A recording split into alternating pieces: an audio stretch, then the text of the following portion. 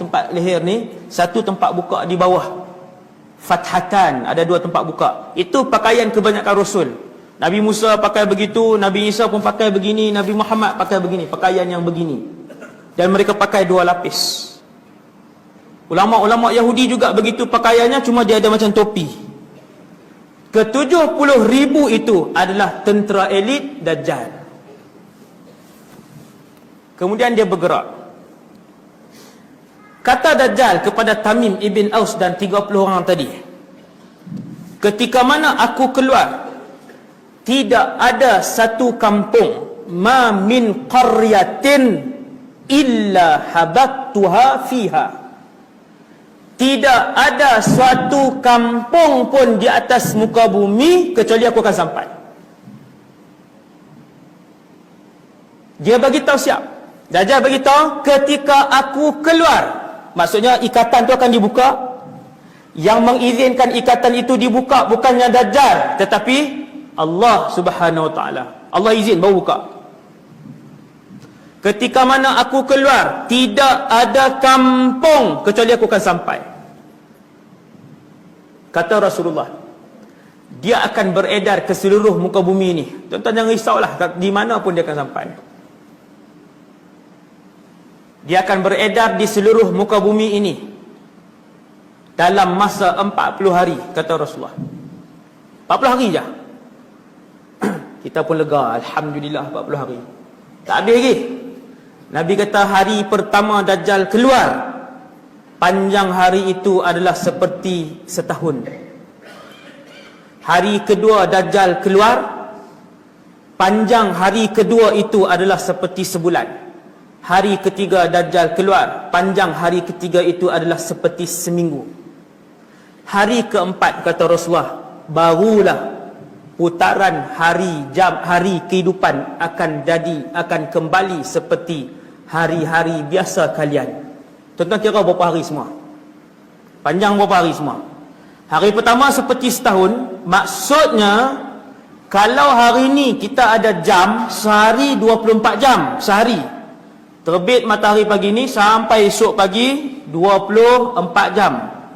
Hari ketika Dajjal keluar, hari pertama itu akan menjadi 365 hari. Hari pertama 24 jam, nak faham bahasa mudah kita, 24 jam darab dengan 365 hari. Lebih kurang hari pertama Dajjal muncul, lebih kurang 7,800 jam panjangnya. Hari pertama Dajjal muncul, panjang hari itu daripada terbit fajar untuk bertemu fajar esok, panjangnya lebih kurang 7,800 jam. Ulama kata, yang Nabi sebut hari pertama macam setahun itu Nabi sebut simbolik ataupun hakikat. Maka kesemua para ulama sebut tempah itu adalah hakikat, bukan simbolik. Kerana dua soalan daripada para sahabat. Yang pertama, sahabat tanya, "Ya Rasulullah." Tengok soalan sahabat. Bila Nabi cerita bahawa hari pertama jadi macam setahun panjang dia, soalan pertama keluar daripada para sahabat, "Ya Rasulullah, apakah pada hari pertama yang panjangnya menjadi seperti setahun itu cukup untuk kami solat lima waktu pada sepanjang hari itu? Bolehkah solat 5 waktu sahaja?" Maka Nabi terus memberikan jawapan siap-siap kepada umatnya, supaya umatnya selain daripada susah ni nak berhadapan dengan zaman Dajjal yang susah itu, Nabi bagi tahu siap-siap benda apa orang Islam kena buat. Nabi jawab, tidak cukup. Uqduru lahu qadrah, kalian mesti membuat anggaran di antara satu waktu solat kepada satu waktu solat yang lain. Maksudnya hari pertama yang panjang dia 8,000 jam tu, mesti solat dengan bilangan solat sehari 5 waktu darab dengan 365 hari. 365 darab dengan 5. Nak tahu setiap waktu solat, Nabi sebut siap-siap. Nabi kata, uqduru lahu qadrah, kalian kena buat anggaran. Contoh, di antara Zuhur nak ke Asar berapa jam? 3 jam. Maka setelah kalian melakukan solat zuhur, kemudian berlalu 3 jam, kalian mesti solat asar. Daripada asar nak ke maghrib berapa jam? 3 jam juga. Maka selepas menunaikan solat maghrib, berlalu 3 jam. Selepas menunaikan solat asar, berlalu 3 jam, kalian mesti solat maghrib. Ni bagi tahu siap-siap. Ni dia panggil fiqh zaman Dajjal. Ini dia panggil fiqh zaman Dajjal. Nabi dah jawab. Kemudian, kenapa tempoh ini disebut oleh para ulama? Dia bukan simbolik, dia adalah hakikat. Jawab para ulama ialah kerana para sahabat bertanya kepada Rasulullah.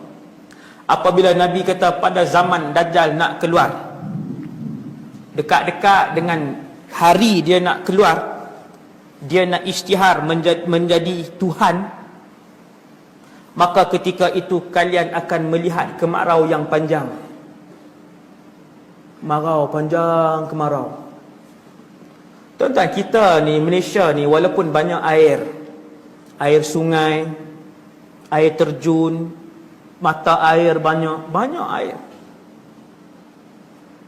Tapi kalau Allah uji tak hujan selama 3 bulan, tuan-tuan sekalian, seluruh semenanjung termasuk Sabah, Sarawak ke Indonesia, kalau tak hujan 3 bulan, kesemua empangan di dalam Malaysia akan susut, bahkan ada beberapa negeri akan mula mencatu air. Ada satu tahun, saya tak ingat, 2-3 tahun yang lalu, jadi kemarau panjang. Yang saya ingat ketika tu 2 tahun yang lepas ke 3 tahun yang lepas, ketika tu saya tengok kemarau tu, beberapa negeri sudah mula mencatu air. Subhanallah. Kemudian saya tengok satu ceramah, seorang ustaz ni, dia ceramah pasal akhir zaman. Dia kata mungkin inilah tanda Dajjal akan muncul. Pula dah. Saya kata jam, dia pergi sebut hak tu tanda dia. Sat lagi kalau lepas ni hujan balik, jangan spesifikkan, jangan kata inilah tanda dia yang disebutkan oleh Rasulullah bahawa Dajjal akan muncul selepas kemarau. Sekali dia hujan macam tahun ni tuan-tuan, kemarau dah lagi tahun ni, belum lagi ni hujan masih turun. Kami di utara, di belah Kedah, Pulau Pinang, hampir setiap hari hujan lebat. Ni sampai dah masuk bulan 5 dah. Subhanallah. Tuan-tuan, cumanya yang Nabi sebut, wallahu a'lam bila masanya, ketika mana sebelum Dajjal keluar, bumi akan kemarau. Tuan-tuan, kalau tak ada air, boleh perang tak? Boleh bergaduh tak? Boleh bergaduh. Seorang sultan di dalam Malaysia ni, dia sebut 2 bulan yang lalu, dia kata kalau air kurang boleh mencetuskan peperangan dan pergaduhan. Saya kata betul. Air kalau tak ada tuan-tuan, air minum, tuan-tuan bayang tengok air minum. Okey, hari pertama kita bertahan dengan bekalan apa semua, kemudian kesemua empangan susut. Hujan tak turun, sungai mula susut. Kemudian makin lama sungai pun kering. Bekalan air selepas minggu habis digunakan oleh seluruh orang Malaysia dan seluruh muka bumi Allah. Mudah tak? Suasana gambaran bahawasanya pada zaman Dajjal keluar, setitis air pun tak ada di atas muka bumi Allah yang Nabi sebut, benda tu sangat dekat dengan akal kita. Benda tu boleh dibayangkan. Tuan-tuan, Nabi sebut apabila Dajjal isytiharkan dirinya Tuhan, hari pertama itu kalian tidak akan mendapati setitis air pun. Kita duk bayang macam ni. Takkan dia keluar di Iran, di isytihar tu, terus hari tu semua ayat ni kosong, turun macam tu. Tidak. Sebelum dia isytihar itu, Allah kemaraukan muka bumi ini. Bukan Malaysia sahaja, seluruh bumi. Mustahil ke tidak, tuan-tuan? Benda tu biasa, Allah boleh buat. Kita fikir dengan akal yang waras, kita fikir sekejap je, boleh, Allah boleh buat dengan sangat mudah. Dikemaraukan sebulan, 2 bulan, 3 bulan, 4 bulan, 5 bulan, 6 bulan, maka keringlah muka bumi Allah. Air yang bertakung dalam tanah, dalam bukit, dalam gunung, apa di sungai, semua tu tuan-tuan daripada langit. Tuhan tahan langit, selesai. Rupanya di situlah yang disebutkan oleh Rasulullah apabila dia mengisytiharkan dirinya Tuhan pada hari pertama yang panjang itu, hari itulah kalian tidak akan mendapati setitis pun air ini. Dan pada hari itu jugalah kalian tidak akan mendapati walaupun sekeping roti. Kalau bahasa kita, sebiji nasi. Tak ada. Tuan-tuan, roti gandum dengan padi datang dari mana? Pada tanah. Kalau hujan tak turun, gandum ke, sawi ke, carrot ke, sayur apa pun tak ada, buah apa pun tak ada. Nasi pun tak ada, roti pun tak ada. Dua aja makanan dalam dunia ni. Makanan asasi dalam dunia ni dua. Saya pernah duduk di asrama yang menghimpunkan pelajar seluruh dunia. Pelajar seluruh dunia. Jepun, China, Australia, Perancis, Jerman, kawan-kawan saya. Afrika, berpuluh-puluh negara tu duduk dalam satu bila mai waktu masak yang paling saya seronok sekali, saya akan pergi ke dapur panjang ni kan, panjang dapur ni, semua akan masak makanan negara masing-masing. Dan apabila orang Malaysia ataupun orang Patani masak, maka dapur akan kosong, orang lain semua lari sebab goreng ikan kering kan, dan goreng pekasam orang Kedah, Kasar hak busuk tu. Ya Allah Akbar. Memang lepas lari lah. Tuan-tuan sekalian, saya tengok makanan daripada hujung sana, kawan-kawan duk masak ni, daripada hujung dapur sana sampai hujung dapur sana, dua saja makanan. Gandum, nasi. Dua. Nabi kata kalian tidak akan mendapati sekeping pun roti pada zaman itu. Tak lama tempoh dia tuan-tuan, lebih kurang 400 hari sahaja panjang dia. Apabila tempoh dia lebih kurang 400 hari panjangnya, maka sahabat bertanya, "Ya Rasulullah, siapa yang akan mendapat makanan?" Kata Nabi, ketika mana dia keluar, tidak ada setitis air dan sekeping roti, maka ketika itu di antara sihir yang diizinkan oleh Allah kepada Dajjal ialah dia mampu untuk menumbuhkan tumbuh-tumbuhan dan dia mampu untuk menurunkan hujan. Sihir dia. Tu baru dua tu saya sebut, tu baru dua. Di mana sahaja bahagian langit yang dia tunjuk, maka akan turun hujan mencurah-curah. Bukan hujan palsu tuan, hujan yang hujan. Kata Rasulullah, dengan syarat penduduk di kawasan itu mestilah beriman dengan ketuhanannya. Wal'iyadzubillah. Habis iman tuan, habis gadai iman ketika tu. Maka sahabat bertanya kepada Nabi soalan yang kedua. Tuan-tuan tengok. Lalu sahabat bertanya kepada Rasulullah soalan yang kedua, "Ya Rasulullah, sudah tentu orang beriman tidak akan tunduk kepada Dajjal?" Nabi kata, "Ya. Orang beriman tidak akan tunduk dengan Dajjal. Mereka mempunyai benteng yang kuat." Lalu sahabat tanya, "Ya Rasulullah, dalam tempoh yang begitu panjang, kalau tak makan dan minum, tentu orang beriman mati begitu sahaja. Mesti mati. Manusia tak makan tuan-tuan, seminggu mati lah. Takkan pada zaman Dajjal keluar, yang kafir, munafik, yang syirik, yang murtad, kesemuanya akan mendapat makanan dan minuman, yang Islam tak akan mati keseluruhannya? Maka Nabi pun jawab, tidak. Orang Islam dan orang beriman akan terus hidup, dan makanan mereka ketika itu ialah subhanallah walhamdulillah wala ilaha illallah wallahu akbar. Setiap kali mereka menyebutkan zikir itu, perut mereka akan kekenyangan. Tuan-tuan, orang biasa ke wali-wali je tu? Kita lagi zikir, lagi banyak baca Quran, lagi lapar. Loh, lagi masuk. Kuliah lagi lama, lagi banyak pinggan tambah. Ceramah lagi panjang. Nabi kata makanan mereka subhanallah walhamdulillah wala ilaha illallah wallahu akbar. Zikir itu tuan-tuan adalah zikir yang diwasiatkan oleh Nabi Ibrahim alaihissalam ketika Nabi dalam perjalanan pulang daripada peristiwa Mi'raj. Sampai di langit nombor 7 jumpa dengan Nabi Ibrahim. Nabi Ibrahim kata, wahai Muhammad, sampaikan salam aku kepada semua umat kamu. Alaika wa alaihissalam wa rahmatullah wa barakatuh.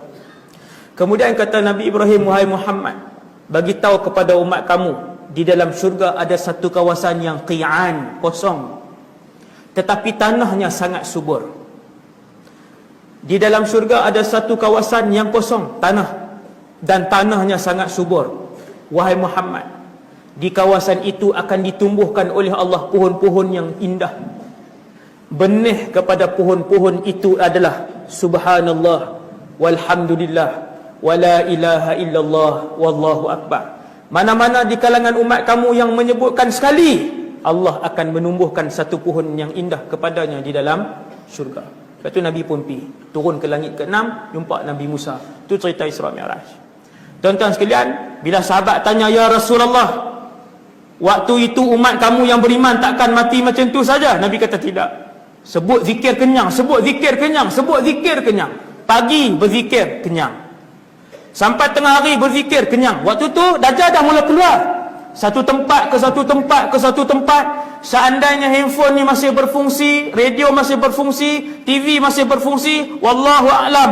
Ada pendapat ulama kata tak berfungsi dah benda tu. Ada pendapat ulama kata tak berfungsi seperti biasa, sebab tidak ada nas.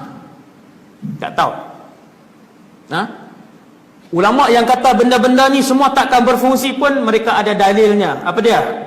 Iaitulah satu hadis sahih yang Nabi ceritakan pada zaman Imam Al-Mahdi berlaku peperangan terbesar alam. Tajuk Imam Mahdi dah kan? Sini.